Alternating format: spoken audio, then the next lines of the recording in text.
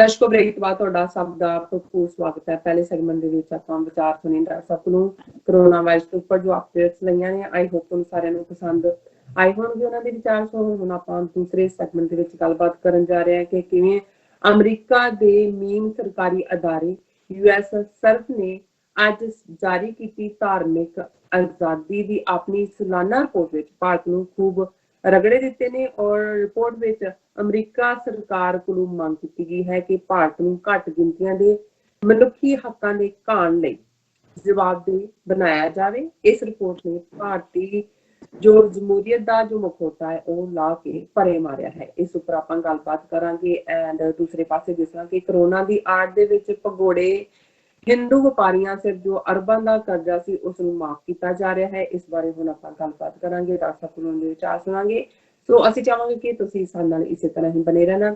ਦੇਖਣ ਸੁਣ ਲਈ ਲਿਖਣ ਲਈ ਤੁਹਾਡਾ ਸਭ ਦਾ ਬਹੁਤ ਬਹੁਤ ਸ਼ੁਕਰੀਆ। ਜੀ ਡਾਕਟਰ ਸਾਹਿਬ ਕੀ ਕਹਿਣਾ ਚਾਹੋਗੇ? ਦੇਖੋ, ਇੱਕ ਪਾਸੇ ਭਾਰਤ ਆਪਣੇ ਆਪ ਨੂੰ ਅਮਰੀਕਾ ਦਾ ਸੱਜਾ ਹੱਥ ਸਾਬਤ ਕਰਨ ਦੇ ਲਈ ਜਦੋਂ ਵੀ ਜੋ ਅਮਰੀਕਾ ਦੇ ਇਥੋਂ ਰਾਜਧਾਨੀ ਚੋਂ ਨਿਕਲਦਾ ਹੈ ਉਹ ਅੱਗੋਂ ਬੱਚੇ ਜਮੂਰੇ ਵਾਂਗ, ਜਿਵੇਂ ਉਹ ਮਦਾਰੀ ਨੇ ਰੱਖਿਆ ਹੁੰਦਾ ਸੀ ਬੱਚਾ ਜਮੂਰਾ, ਉਹਦੇ ਉੱਤੇ ਚਾਦਰ ਲਪੇਟ ਕੇ ਜੋ ਪੁੱਛੇਗਾ ਬਤਲਾਏਗਾ ਉਵੇਂ ਬਿਹੇਵ ਕਰਦਾ।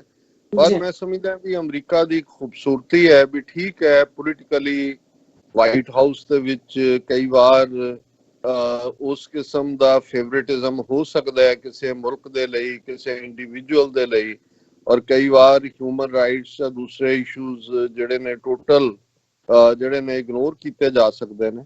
ਇਸੇ ਤਰ੍ਹਾਂ ਕਈ ਵਾਰ US ਕਾਂਗਰਸ ਦੇ ਵਿੱਚ ਵੀ ਇਹ ਹੁੰਦਾ ਹੈ ਜਾਂ ਹੁੰਦਾ ਰਿਹਾ ਹੈ ਕਿ ਜਦੋਂ ਕਿ ਕਿਸੇ ਖਾਸ ਮੁਲਕ ਜਾਂ ਕਿਸੇ ਖਾਸ ਇਸ਼ੂ ਦੇ ਉੱਤੇ ਜਿਹੜੀ ਲੌਬੀ ਪਾਵਰਫੁਲ ਹੈ, ਦੋਨੋਂ ਪਾਸੇ on both sides of the oil, Democrat Republicans ਨੂੰ ਉਹ ਫੰਡਿੰਗ ਕਰਦੇ ਨੇ, ਉਹ ਆਪਣੇ ਫੇਵਰੇਬਲ ਉਸ ਕਿਸਮ ਦੇ ਰੈਜ਼ੋਲੂਸ਼ਨ ਜਾਂ ਕਾਨੂੰਨ ਪਾਸ ਕਰਵਾ ਲੈਂਦੇ ਨੇ। ਪਰ ਫਿਰ ਵੀ ਜਿਹੜੀ ਅਮਰੀਕਾ ਦੀਆਂ ਇੰਸਟੀਟਿਊਸ਼ਨਸ ਦੀ ਡਾਈਵਰਸ ਅਪਰੋਚ ਹੈ, ਜਿੱਥੇ ਕਿ ਉਹ ਗਲਤ ਨੂੰ ਗਲਤ ਕਹਿਣ ਵਾਲੀਆਂ ਸੰਸਥਾਵਾਂ ਵੀ ਨੇ ਜਾਂ ਨਾਨ ਗਵਰਨਮੈਂਟਲ ਫੀਲਡ ਦੇ ਵਿੱਚ ਤਾਂ ਹੈ ਹੀ ਨੇ। ਇਹੀ ਕਾਰਨ ਹੈ ਕਿ ਅਮਰੀਕਾ 'ਚ ਇਮੀਗ੍ਰੇਸ਼ਨ ਦੇ ਨਾਂ ਥੱਲੇ ਸਖਤ ਨੀਤੀਆਂ ਹੋਣ ਜਾਂ ਹੋਰ ਹਿਊਮਨ ਰਾਈਟਸ ਦੇ ਬਾਰੇ ਕੋਈ ਐਸੀ ਅਪਰੋਚ ਹੋਏ, ਉਹਨੂੰ NGOs ਖਲੋ ਜਾਂਦੀਆਂ ਨੇ, ਆਮ ਲੋਕ ਵੀ ਖਲੋ ਜਾਂਦੇ ਨੇ, ਕਈ ਵਾਰ ਜੁਡੀਸ਼ਰੀ ਵੀ ਬਲੌਕ ਕਰਦੀ ਹੈ।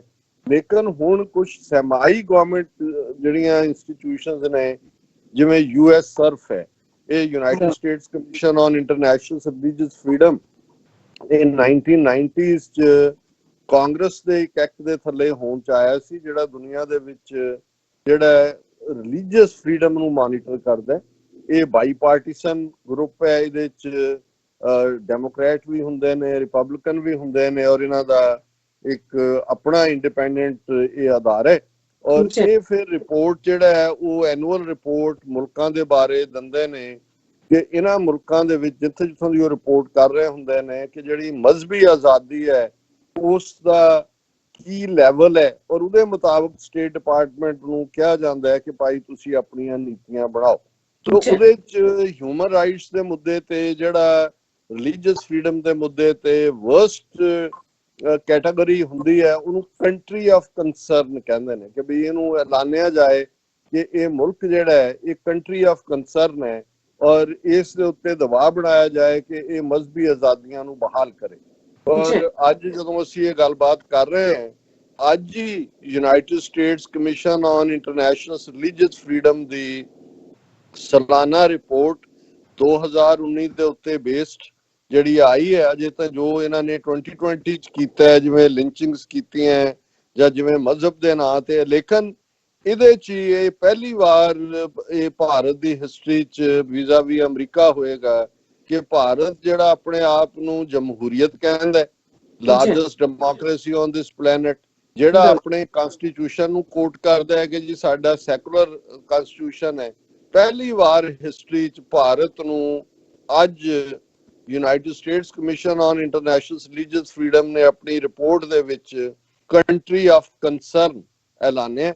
ਔਰ ਇਹ ਅੱਜ ਦੀ ਵਾਸ਼ਿੰਗਟਨ ਪੋਸਟ ਦੀ ਇਹ ਮੇਨ ਖਬਰ ਜਿਹੜੀ ਹੁਣੇ ਹੀ ਅਸੀਂ ਲਈ ਹੈ, ਔਰ ਇਹ ਹੈ ਕਿ India receives harshest rating from US government watchdog in religious freedom report, harshest rating. ਹੁਣ ਕੰਟਰੀ ਆਫ ਕੰਸਰਨ ਤੇ ਆ ਜਾਣਾ, ਇਸ ਨੇ ਤਾਂ ਮਿਰਚਾਂ ਲਾ ਦਿੱਤੀਆਂ ਨੇ, ਔਰ ਮੈਂ ਦੱਸਾਂਗਾ ਕਿ ਭਾਰਤ ਇੰਡੀਅਨ ਹਕੂਮਤ ਨੇ ਕਿਵੇਂ ਇਹਦੇ ਤੇ ਰਿਐਕਟ ਕੀਤਾ। ਪਰ ਮੈਂ ਵਾਸ਼ਿੰਗਟਨ ਪੋਸਟ ਦੀ ਜਿਹੜੀ ਹੈ, ਔਰ ਉਹਦੇ ਜਿੱਥੇ ਉਹਨਾਂ ਨੇ ਖਬਰ ਵੀ ਦਿੱਤੀ ਹੈ, ਉਹਦੇ ਚ ਉਹਨਾਂ ਨੇ ਪਿਕਚਰ ਦਿੱਤੀ ਹੈ ਉਸ ਦੇ ਟੌਪ ਦੇ ਉੱਤੇ ਕਿ ਵੀ ਕਿਵੇਂ ਪੁਲਿਸ ਜਿਹੜੀ ਹੈ ਉਹਨਾਂ ਸਟੂਡੈਂਟਸ ਨੂੰ ਡਿਟੇਨ ਕਰ ਰਹੀ ਹੈ ਜਿਨ੍ਹਾਂ ਨੇ ਸਿਟੀਜ਼ਨਸ਼ਿਪ ਅਮੈਂਡਮੈਂਟ ਐਕਟ ਦੇ ਖਿਲਾਫ ਪ੍ਰੋਟੈਸਟ ਕੀਤੇ। ਔਰ ਇਹ ਖਬਰ ਹੈ ਕਿ ਵੀ US government watchdog group on international religious freedom Tuesday gave India its harshest rating since 2004, saying the government of Prime Minister Modi has allowed campaigns of harassment and violence against Muslims and other religious minorities. ਹੁਣ ਇਹ 2004 ਚ ਵੀ ਇਸ ਲਈ ਹੋਈ ਹੋਏਗੀ ਕਿਉਂਕਿ 2002 ਦੇ ਵਿੱਚ ਜਿਹੜਾ ਗੁਜਰਾਤ ਦੇ ਵਿੱਚ ਇਸੇ ਹੀ ਮੋਦੀ ਨੇ ਹਜ਼ਾਰਾਂ ਮੁਸਲਮਾਨਾਂ ਦਾ ਕਤਲੇਆਮ ਕੀਤਾ ਸੀ, ਔਰ ਉਦੋਂ ਹੀ ਮੋਦੀ ਦੇ ਉੱਤੇ ਜਿਹੜਾ ਉਹ ਪਾਬੰਦੀ ਲੱਗ ਗਈ ਸੀ ਕਿ ਵੀ ਬਾਹਰ ਇਹ ਨਹੀਂ ਆ ਸਕਦਾ, ਅਮਰੀਕਾ ਐਂਟਰੀ ਤੇ 12 ਸਾਲ ਹੀ ਪਾਬੰਦੀ ਰਹੀ। ਸੋ ਜ਼ਾਹਿਰ ਹੈ ਕਿ ਉਹਨਾਂ ਨੇ ਫਿਗਰ ਜਿਹੜੀ ਹੈ ਉਸ ਤੋਂ ਬਾਅਦ ਮੋਦੀ ਹੁਣ ਉੱਥੇ ਹੀ ਆ ਕੇ ਖਲੋ ਗਿਆ। ਇਹੀ ਉਹਦੀ ਔਕਾਤ ਹੈ, ਇਹੀ ਉਹਦਾ ਕੰਮ ਕਰਨ ਦਾ ਢੰਗ ਹੈ, ਇਹੀ ਇਹਦੀ ਜਿਹੜਾ ਮੂੰਹ ਦੇ ਉੱਤੋਂ ਟਪਕਦਾ ਮਾਈਨੋਰਟੀਜ਼ ਦਾ ਖੂਨ ਹੈ, ਜਿਹੜਾ ਚਿਹਰਾ ਜੋ 2002 ਚ ਸੀ, ਜਿਹਦੇ ਕਰਕੇ 2004 ਚ ਕੰਟਰੀ ਆਫ ਕੰਸਰਨ ਬਣਾਇਆ ਹੋਏਗਾ। 16 ਸਾਲ ਬਾਅਦ ਹਾਲਾਤ ਸਗੋਂ ਉਸ ਤੋਂ ਵੀ ਬਦਤਰ ਨੇ। ਔਰ ਇਹ ਉਹਨਾਂ ਦਾ ਇਸ ਵਾਸ਼ਿੰਗਟਨ ਪੋਸਟ ਦੀ ਰਿਪੋਰਟ ਹੈ ਕਿ ਇਹ ਅੱਜ ਹੀ ਇਸ ਕਮਿਸ਼ਨ ਦੀ ਰਿਪੋਰਟ ਦੇ ਵਿੱਚ ਸਾਹਮਣੇ ਆਇਆ। ਔਰ ਉਹਨਾਂ ਨੇ ਕਮਿਸ਼ਨ ਨੇ ਸਟੇਟ ਡਿਪਾਰਟਮੈਂਟ ਨੂੰ ਕਿਹਾ ਕਿ ਇੰਡੀਆ ਨੂੰ ਕੰਟਰੀ ਆਫ ਪਾਰਟਿਕੂਲਰ ਕੰਸਰਨ ਜਿਹੜਾ ਇਹ ਲੇਬਲ ਕਰੋ। ਔਰ ਇਸ ਸਾਰੇ ਦੇ ਨਾਲ ਹੀ ਉਹਨਾਂ ਨੇ ਕਿਹਾ because it tolerated particularly severe violations of religious freedom, ਕਿ ਉੱਥੇ ਕੋਈ ਮਾੜੀਆਂ ਮੋਟੀਆਂ ਵਾਇਓਲੇਸ਼ਨਸ ਨਹੀਂ ਹੋ ਰਹੀਆਂ ਮਜ਼ਹਬੀ ਆਜ਼ਾਦੀ ਦੀਆਂ, ਸੇਵੀਅਰ ਦਾ ਮੋਸਟ ਸਟਾਰਟਲਿੰਗ ਐਂਡ ਡਿਸਟਰਬਿੰਗ। ਇਹ ਜਿਹੜੀ ਉਹਨਾਂ ਦੀ ਚੇਅਰਪਰਸਨ ਹੈ ਉਹ ਬਰੀਫ ਕਰ ਰਹੀ ਹੈ ਮੀਡੀਆ ਨੂੰ, ਉਹ ਹੈ ਉਹਨਾਂ ਨੇ ਕਿਹਾ ਕਿ ਵੀ ਜੀ ਸਿਟੀਜ਼ਨਸ਼ਿਪ ਅਮੈਂਡਮੈਂਟ ਐਕਟ ਜਿਹੜਾ ਹੈ ਉਹ ਉਹਨਾਂ ਚੋਂ ਇੱਕ ਹੈ ਜਿਹਦੇ ਚ ਮੁਸਲਮਾਨਾਂ ਨੂੰ ਐਕਸਕਲੂਡ ਕੀਤਾ ਗਿਆ। ਔਰ ਦਿਸ potentially ਐਕਸਪੋਜ਼ਸ millions of Muslims to detention, deportation and statelessness when the government completes its plan for a nationwide national register। ਹੁਣ ਇਹਨੂੰ NRA ਦੇ ਨਾਲ ਜੋੜ ਕੇ ਦੇਖਿਆ ਜਾ ਰਿਹਾ। ਔਰ ਇਹ ਇਸੇ ਵਾਸ਼ਿੰਗਟਨ ਪੋਸਟ ਦੀ ਰਿਪੋਰਟ ਦੇ ਮੁਤਾਬਕ ਹੈ ਕਿ 2004 ਚ ਵੀ ਇੰਡੀਆ ਨੂੰ ਹਿੰਦੂ ਨੈਸ਼ਨਲਿਸਟ ਗਵਰਨਮੈਂਟ ਨੇ ਜੋ 2002 ਚ ਕੀਤਾ ਸੀ ਉਹਦੇ ਕਰਕੇ ਇਸ ਦੇ ਵਿੱਚ ਰੱਖਿਆ ਗਿਆ ਸੀ। ਪਰ ਹੁਣ ਭਾਰਤ ਦੀ ਗਵਰਨਮੈਂਟ ਨੇ ਇਹਦੇ ਤੇ ਕੀ ਰਿਐਕਸ਼ਨ ਕੀਤਾ? ਉਹਨਾਂ ਦਾ ਜਿਹੜਾ ਸਪੋਕਸਪਰਸਨ ਹੈ ਅਨੁਰਾਗ ਸ੍ਰੀਵਾਸਤਵਾ, ਜਿਹੜਾ ਮਿਨਿਸਟਰੀ ਆਫ ਐਕਸਟਰਨਲ ਅਫੇਅਰਸ ਵਿਦੇਸ਼ ਮੰਤਰਾਲੇ ਦਾ ਜਾਂ ਜਿਹਨੂੰ ਖਾਰਜਾ ਮੰਤਰੀ ਕਹਿੰਦੇ ਨੇ ਸਾਡੇ ਲਹਿੰਦੇ ਪੰਜਾਬ, ਉਹਨਾਂ ਦੇ ਸਪੋਕਸਪਰਸਨ ਨੇ he has rejected the conclusions in the report। ਫਿਰ ਉਹ ਕਹਿ ਰਿਹਾ the commission's biased and tendentious comments against India are not new। ਇਹ ਕਿਹੜਾ ਉਹਨਾਂ ਨੇ ਪਹਿਲੀ ਵਾਰੀ ਕਹਿ ਦਿੱਤਾ, ਕਿਹੜੇ ਨਵੇਂ ਨੇ? On this occasion its misrepresentation has reached new levels, ਕਿ ਪਹਿਲਾਂ ਹੀ ਸਾਨੂੰ ਭੰਨਦੇ ਰਹੇ ਨੇ ਪਰ ਹੁਣ ਇਹ ਬਹੁਤ ਵੱਖਰੇ ਉੱਪਰਲੇ ਲੈਵਲ ਤੇ ਚਲੇ ਗਏ ਨੇ ਸਾਨੂੰ ਭੰਨਣ ਦੇ ਲਈ। ਔਰ ਉਹਨਾਂ ਨੇ ਕਿਹਾ ਕਿ ਵੀ ਅਸੀਂ ਕਮਿਸ਼ਨ ਤੋਂ ਆਪਣਾ ਡਿਸਟੈਂਸ ਰੱਖਾਂਗੇ। We regard USCIRF as an organization of particular concern and will treat it accordingly। ਇਹ ਉਹਨੇ ਮੌਕ ਕੀਤਾ ਉਹਨਾਂ ਨੂੰ ਕਿਉਂਕਿ USCIRF ਨੇ ਆਪਣੀ ਰਿਪੋਰਟ 'ਚ ਇਹਨਾਂ ਨੂੰ ਜਿਹੜਾ ਕੰਟਰੀ ਆਫ ਕੰਸਰਨ ਕਿਹਾ, ਔਰ ਉਹਦੇ ਜਵਾਬ 'ਚ ਉਹਨੇ ਕਿਹਾ ਕਿ ਜੀ ਅਸੀਂ ਇਹਨਾਂ ਨੂੰ ਇਵੇਂ ਡੀਲ ਕਰਾਂਗੇ।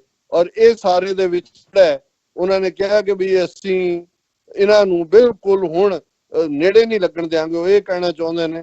ਔਰ ਇਸ ਸਾਰੇ 'ਚ ਰਿਪੋਰਟ ਲੰਬੀ ਚੌੜੀ ਹੈ, ਜਿਹੜੇ ਸਾਡੇ ਦਰਸ਼ਕ ਦਿਲਚਸਪੀ ਰੱਖਦੇ ਨੇ ਉਹਨਾਂ ਦੇ USCIRF ਦੇ ਵੈਬਸਾਈਟ ਤੇ ਵੀ ਜਾ ਕੇ ਦੇਖ ਸਕਦੇ ਨੇ।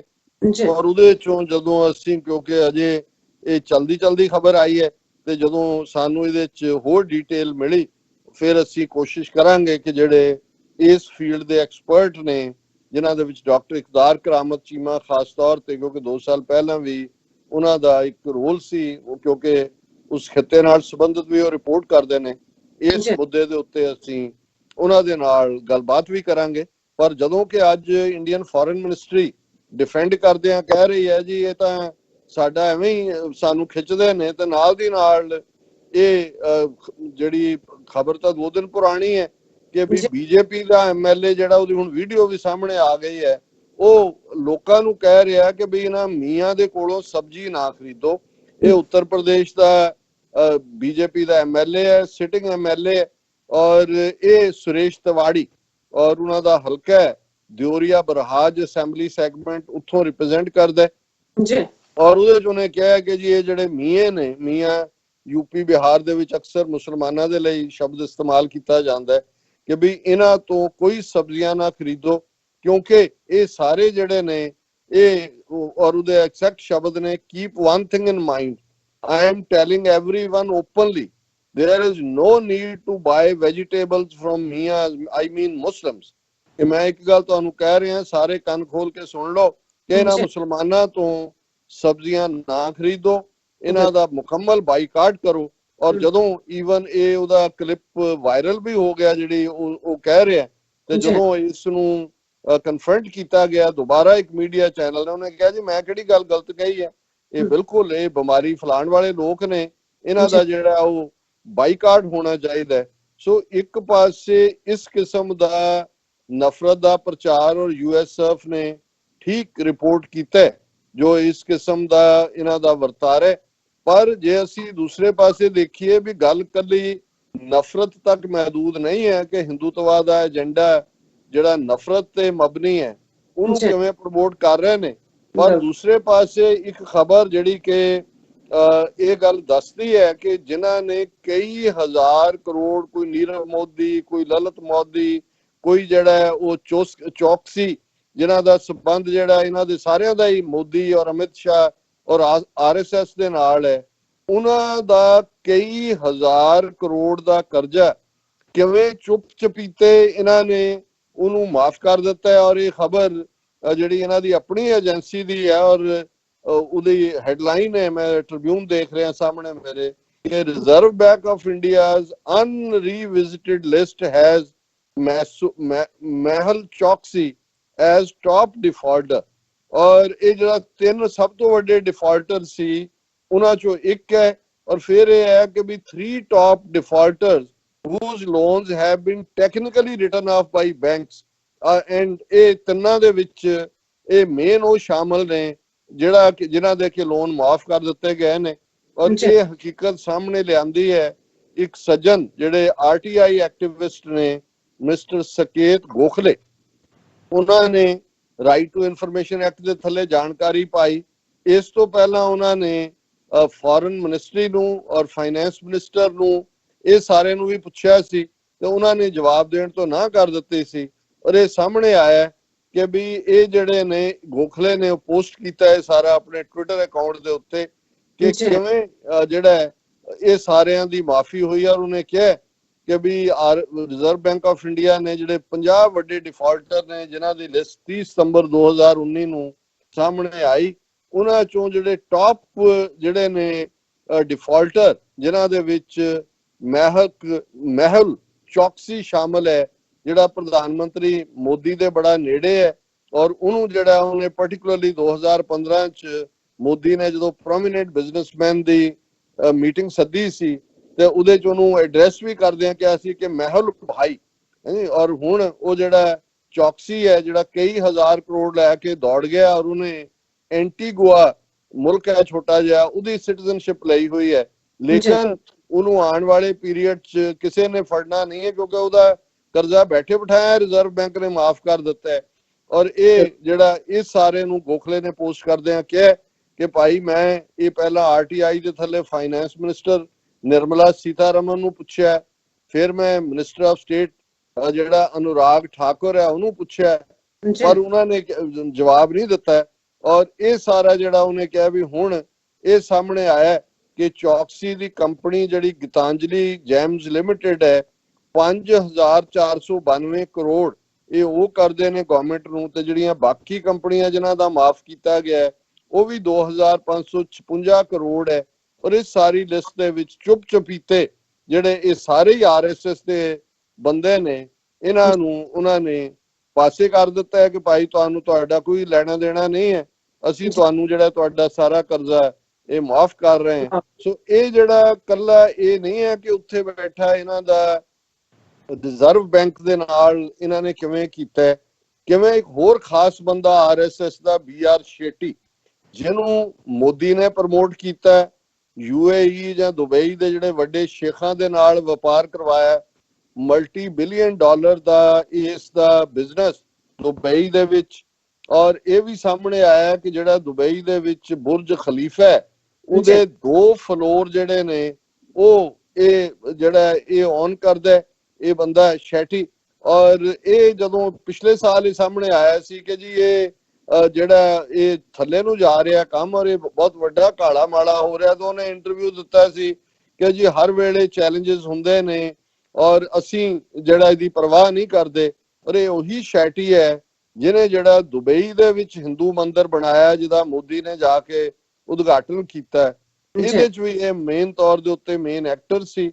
ਔਰ ਇਹ ਖਬਰ ਵੀ ਇਹਨਾਂ ਦੇ ਮੀਡੀਆ 'ਚ ਹੈ ਕਿ ਵੀ ਹੁਣ ਇਹ ਜਿਹੜਾ ਸਭ ਤੋਂ ਵੱਡਾ BR ਸ਼ੈਟੀ ਨਾਂ ਦਾ RSS ਦਾ ਇੰਡਸਟਰੀਅਲਿਸਟ, ਇਸ ਦੀਆਂ ਕੰਪਨੀਆਂ ਜਿਹੜੀਆਂ ਬਲੈਕ ਲਿਸਟ ਕਰ ਦਿੱਤੀਆਂ ਨੇ UAE ਨੇ। ਉਹਨਾਂ ਦਾ ਸੈਂਟਰਲ ਬੈਂਕ ਹੈ UAE ਦਾ CBUAE, ਸੈਂਟਰਲ ਬੈਂਕ ਯੂਨਾਈਟਿਡ ਅਰਬ ਐਮੀਰੇਟਸ। ਉਹਨਾਂ ਨੇ ਇਸ ਮਲਟੀ ਬਿਲੀਅਨਰ ਸੋ ਕਾਲਡ ਜਿਹੜਾ ਲੁੱਟ ਦੇ ਮਾਲ ਦੇ ਵਿੱਚ ਜਿਹੜਾ ਮਲਟੀ ਬਿਲੀਅਨਰ ਬਣਿਆ ਸੀ, ਉਹਨੂੰ ਉਹਦੇ ਟੱਬਰ ਦੇ ਸਾਰੇ ਬੈਂਕ ਖਾਤਿਆਂ ਨੂੰ ਉਹਨਾਂ ਨੇ ਫ੍ਰੀਜ਼ ਕਰ ਦਿੱਤਾ। ਔਰ ਇਹ ਖਬਰ ਗਲਫ ਨਿਊਜ਼ ਨੇ ਦਿੱਤੀ ਹੈ ਕਿ ਭਾਈ ਇਹ ਹਕੂਮਤ ਨੇ UAE ਦੇ ਨੇ ਕਿਹਾ ਕਿ ਵੀ ਇਹਨਾਂ ਖਾਤਿਆਂ 'ਚੋਂ ਕੋਈ ਚੀਜ਼ ਟ੍ਰਾਂਸਫਰ ਨਾ ਹੋਏ।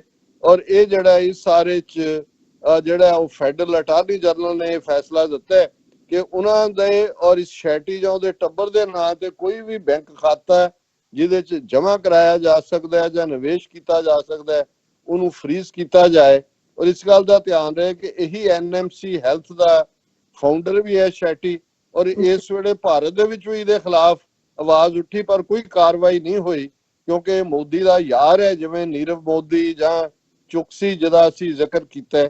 ਲੇਕਿਨ ਜਿਹੜਾ ਇਹ ਗਲਫ ਨਿਊਜ਼ ਇਹ ਕਹਿ ਰਹੀ ਹੈ ਕਿ ਭਾਈ ਇਹ ਹੁਣ ਉਹਨਾਂ ਨੇ ਪੂਰੀ ਦੀ ਇਨਵੈਸਟੀਗੇਸ਼ਨ ਸ਼ੁਰੂ ਕਰ ਦਿੱਤੀ ਹੈ ਕਿ ਔਰ ਆਨਲਾਈਨ ਦੇ ਉੱਤੇ ਵੀ ਇਹ ਸਾਰੇ ਦੀ ਜਿਹੜੀ ਕਾਰਵਾਈ ਹੈ ਇਸ ਨੂੰ ਉਹਨਾਂ ਨੇ ਪਬਲਿਸ਼ ਕੀਤਾ ਹੈ। ਸੋ ਕੁੱਲ ਮਿਲਾ ਕੇ ਅਸੀਂ ਦੇਖ ਰਹੇ ਹਾਂ ਕਿ ਵੀ ਇਹ RSS ਔਰ ਉਹਨਾਂ ਦੇ ਕਰੋਨੀ ਜਿਹੜੇ ਨੇ ਸਿਰਫ ਨਫ਼ਰਤ ਦੇ ਵਣਜਾਰੇ ਵਪਾਰੀ ਨਹੀਂ ਨੇ ਕਿ ਚਾਰ ਚੁਫੇਰੇ ਨਫ਼ਰਤ ਫੈਲਾ ਰਹੇ ਨੇ, ਪਰ ਉਹਨਾਂ ਨੇ ਕਿਵੇਂ ਮੁਲਕ ਨੂੰ ਦੋਹਾਂ ਹੱਥਾਂ ਦੇ ਨਾਲ ਲੁੱਟਿਆ, ਲੁੱਟ ਕੇ ਬਾਹਰ ਆ ਗਏ। ਔਰ ਕਿਵੇਂ ਈਵਨ ਇਹ ਕਹਿਣ ਨੂੰ ਕਹੀ ਜਾਓ ਜੀ ਕਾਨੂੰਨ ਦੇ ਹੱਥ ਬੜੇ ਲੰਬੇ ਹੁੰਦੇ ਨੇ, ਪਰ ਉਹਨਾਂ ਨੂੰ ਵਾਪਸ ਲਿਆਉਣ ਦੀ ਥਾਂ ਤੇ ਕਿ ਉਹ ਆਪਣਾ ਜੋ ਇੱਥੋਂ ਲੁੱਟ ਕੇ ਲਗਾਏ ਨੇ ਉਹ ਵਾਪਸ ਕਰਨ। ਉਹਨਾਂ ਦਾ ਰਿਜ਼ਰਵ ਬੈਂਕ ਉਹਨੂੰ ਮਾਫ ਕਰ ਰਿਹਾ, ਪਰ ਘੱਟੋ ਘੱਟ UAE ਜਿਨ੍ਹਾਂ ਨੂੰ ਹੁਣ ਸਮਝ ਵੀ ਆਈ ਹੈ, ਖਾਸ ਤੌਰ ਤੇ ਜਦੋਂ ਇਹ ਮੁਸਲਮਾਨਾਂ ਦੇ ਖਿਲਾਫ ਨਫ਼ਰਤ ਦੀ ਗੱਲ ਦੇ ਉੱਤੇ UAE ਔਰ ਦੂਸਰੇ ਜਿਹੜੇ ਓਮਾਨ ਉਹਨਾਂ ਦੀਆਂ ਸ਼ਹਿਜ਼ਾਦੀਆਂ ਬੋਲੀਆਂ ਨੇ। ਸੋ ਮੈਨੂੰ ਲੱਗਦਾ ਹੈ ਕਿ ਵੀ ਇਹ ਹੁਣ ਜਿਹੜਾ ਸ਼ੈਟੀ ਦੇ ਉੱਤੇ ਵੀ ਉਹਨਾਂ ਨੇ ਕਾਠੀ ਪਾਈ ਹੈ, ਉਹਨਾਂ ਨੇ ਦੇਖਿਆ ਕਿ ਵੀ ਇਹ RSS ਦਾ ਬੰਦਾ ਹੈ, ਮਲਟੀ ਬਿਲੀਅਨ ਜਿਹੜਾ ਇਹ ਗੜਬੜੀ ਕਰ ਰਿਹਾ ਔਰ ਇਹ ਮੰਦਰ ਬਣਾ ਕੇ ਦੂਜੀਆਂ ਸਹੂਲਤਾਂ ਲੈ ਕੇ ਵੀ ਉਹਨਾਂ ਲੋਕਾਂ ਨੂੰ ਰਿਪ ਆਫ ਕਰ ਰਿਹਾ। ਸੋ ਮੈਂ ਸਮਝਦਾ ਵੀ ਕਿਤੇ ਨਾ ਕਿਤੇ UAE ਦਾ ਇਹ ਜਿਹੜਾ ਐਕਸ਼ਨ ਹੈ ਇਹ ਇਹਨਾਂ ਨੂੰ ਜਵਾਬਦੇਹ ਬਣਾਉਣ ਦੇ ਲਈ ਵੀ ਹੈ। ਹਾਲਾਂਕਿ ਭਾਰਤ ਦੇ ਵਿੱਚ ਵੀ ਸ਼ੈਟੀ ਦੇ ਖਿਲਾਫ ਜਿਹੜੀ ਆਵਾਜ਼ ਸੀ, ਲੇਕਿਨ ਉੱਥੇ ਜਦੋਂ ਤੱਕ ਮੋਦੀ ਬੈਠਾ ਔਰ ਅਮਿਤ ਸ਼ਾਹ ਬੈਠਾ, ਸਈਆਂ ਭੈ ਕੋਤਵਾਲ ਤੋਂ ਡਰ ਕਾਹੇ ਕਾ, ਅਮਿਤ ਸ਼ਾਹ ਦਾ ਮੁੰਡਾ ਵਿਚੋਲਾ ਹੈ, ਜਿਹੜੀਆਂ ਕਿਡਸ ਚਾਈਨਾ ਤੋਂ ਆ ਰਹੀਆਂ ਨੇ ਉਹਦੇ ਚ ਕਈ 100 ਕਰੋੜ ਖਾ ਗਏ। ਔਰ ਹੁਣ ਇਹ ਵੀ ਸਾਹਮਣੇ ਆ ਗਿਆ ਕਿ ਸ਼ੈਟੀ ਹੋਏ ਜਾਂ ਇਹ ਚੌਕਸੀ ਹੋਏ ਜਾਂ ਲਲਿਤ ਮੋਦੀ, ਨੀਰਵ ਮੋਦੀ, ਇਹਨਾਂ ਦੇ ਖਿਲਾਫ ਤਾਂ ਕਿ ਫਿਊਚਰ ਦੀ ਗਵਰਨਮੈਂਟ ਵੀ ਕੋਈ ਇਹਨਾਂ ਦੇ ਉਲਟ ਵੀ ਆਏ ਤੇ ਉਹ ਐਕਸ਼ਨ ਨਾ ਕਰ ਸਕੇ। ਜਿਵੇਂ ਰਿਜ਼ਰਵ ਬੈਂਕ ਰਾਹੀਂ ਇਹਨਾਂ ਡਿਫਾਲਟਰਸ ਦਾ ਜਿਹੜਾ ਉਹ ਲੋਨ ਮਾਫ ਕੀਤਾ ਗਿਆ। ਹੋਰ ਕੀ ਸਬੂਤ ਚਾਹੀਦੇ ਨੇ ਇਹ ਦੱਸਣ ਦੇ ਲਈ ਕਿ ਕਿਵੇਂ ਇਹਨਾਂ ਬਾਣੀਆਂ ਔਰ ਬਾਹਮਣਾਂ ਦੀ ਹਕੂਮਤ ਨੇ ਮੁਲਕ ਦਾ ਤਾਂ ਬੇੜਾ ਗਰਕ ਕੀਤਾ ਹੀ ਕੀਤਾ, ਪਰ ਉਹਨੂੰ ਕਿਵੇਂ ਕਿਸ ਹੱਦ ਤੱਕ ਨਫ਼ਰਤ ਦੀ ਅੱਗ ਦੇ ਵਿੱਚ ਵੀ ਝੋਂਕਿਆ, ਇਹ ਹਰ ਐਕਸ਼ਨ ਜਿਹੜਾ ਹੈ ਇਸ ਨੂੰ ਬਿਆਨ ਕਰਦੇ। ਜੀ ਡਾਕਟਰ ਸਾਹਿਬ ਤੁਹਾਡਾ ਬਹੁਤ ਬਹੁਤ ਸ਼ੁਕਰੀਆ। ਥੱਲੇ ਨੇ ਆਪਣੇ ਵਿਊਅਰਸ ਤੋਂ ਨਾਲ ਇਸੇ ਤਰ੍ਹਾਂ ਹੀ ਜੁੜੇ ਰਹਿਣਾ। ਮਿਲਦੇ ਹਾਂ ਛੋਟੇ ਜਿਹੇ ਬ੍ਰੇਕ ਤੋਂ ਬਾਅਦ।